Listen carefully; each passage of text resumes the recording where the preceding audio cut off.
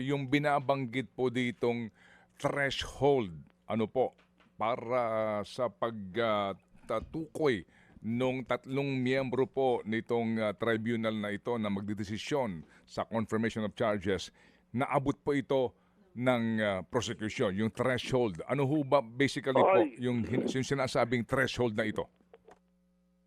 yes, Ted, the threshold is substantial evidence. And when you talk about substantial evidence, it simply asks, may ebidensya ba? May ebidensya ba? At may ebidensyang sapat na pwede nang magpatuloy ang paglilitis.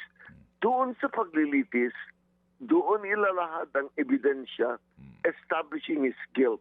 At the moment, all that the tribunal needs to know is, may dahilan ba kung bakit tayo ay magpatuloy ng paglilitis? And the prosecution, to my mind, and without doubt, succeeded in establishing that there was substantial evidence. Opo. Ano ho ang mga pwedeng mangyari sa inyo pong pananaw din?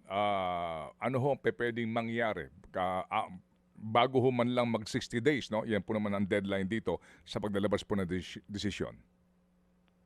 Well, there are three possibilities. Una, the charges are confirmed, and if they are confirmed, the case moves up to the trial chamber, so that's another set of judges.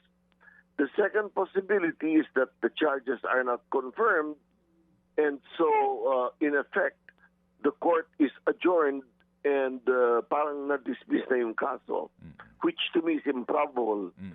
The third possibility is sasabihin ng pre-trial chamber sa prosecution, siguro pwede yung amyendahan yung mga charges nyo, or it can say, dagdagan nyo pa ng ebidensya. But I don't find the need to do that. I think there was more than enough. You know, ang talagang malaking nakatulong sa prosecution ay yung mga counsel for the victims. Kasi they were the ones who really held the hard and fast data.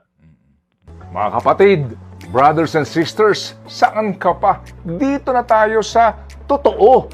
Dito na tayo sa True FM. Mga kapatid, mag-subscribe and follow po kayo sa social media accounts ng True Network PH. Yan po kami, hanapin nyo lang True Network PH, Facebook, Instagram, YouTube, TikTok, and podcast.